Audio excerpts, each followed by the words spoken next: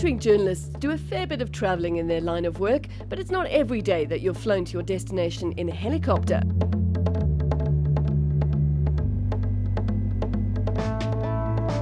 Needless to say, Stuart jumped at the opportunity to get away from the hustle and bustle, and the magnificent views of the Waterberg district provided the perfect prelude to the car he was about to drive.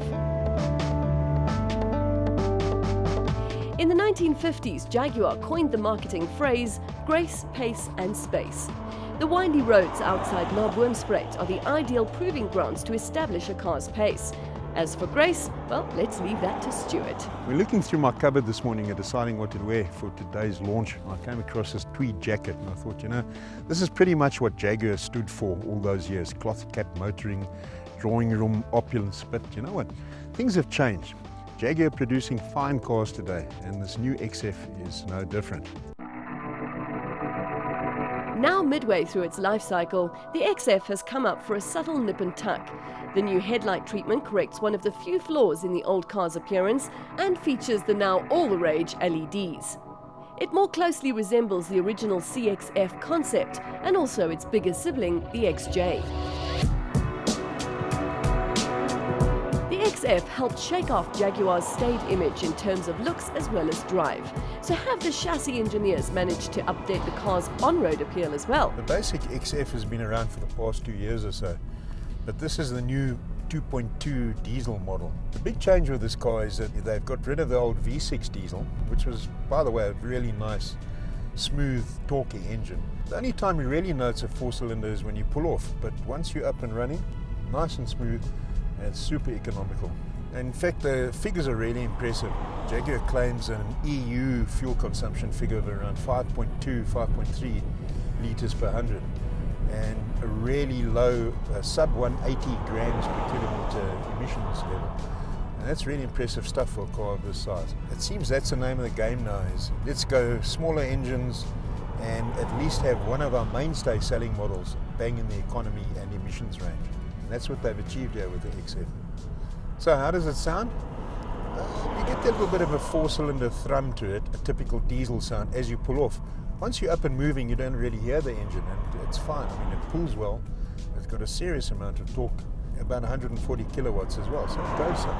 And it's got nice throttle response as well, about 0 to 100 in just over 8 seconds, and a top speed of about 225 kilometers an hour.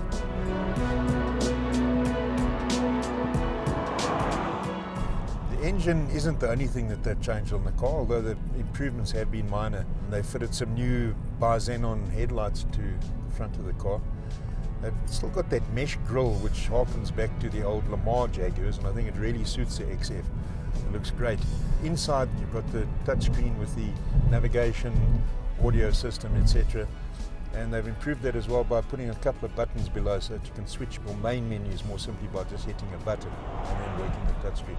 I personally love the touchscreen idea. I think it's far superior to the iDrive twiddly knob one that you get on BMWs, Mercedes, Audi, etc. I think it's a much better idea. The tweed jackets, drawing room opulence, old gentleman's club. And I must say the Jag still has echoes of that, but in a modern context. Still have some beautifully stitched dashboard, and they've actually changed the inserts on the dashboard in terms of they've given it this nice aluminium mesh look, and surrounding all that you have this lovely wood grain finish, which is genuine wood and does make the interior of the Jaguar just a little bit more special.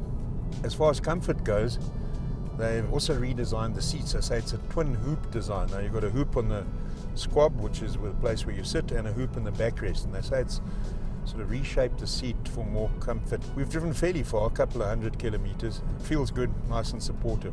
Not as sort of flat based as some of the old Jag seats were. You tended to slide around too much in it. For me, the handling on this car is superb. I love the way the steering wheel weights up. I love the grip of the car. It's a nice rear wheel drive layout. This car talks to you. I think it's fantastic.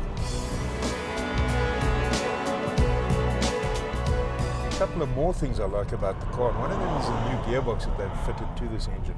It's an 8-speed ZF automatic, and yeah, it gives a nice range of ratios through a twisty road. You can generally find the right ratio for the corner and operate that via the paddle shifts. car has lots of grip as well.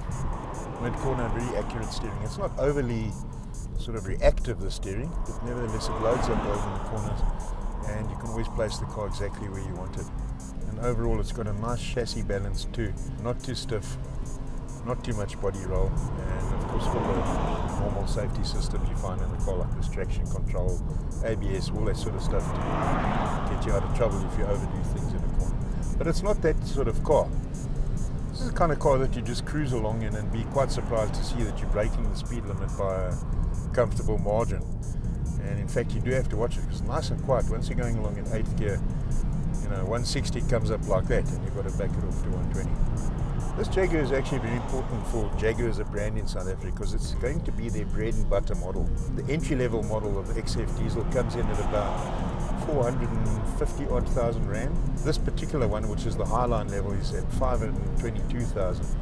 And if you compare what you can get from other brands, this car is a really good deal. And the nice thing about Jag is what you see is what you get.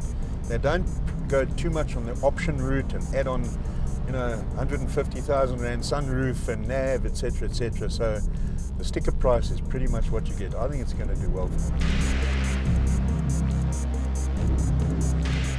I've got quite a deadpan delivery, and I might not even sound excited about this car, but actually I am.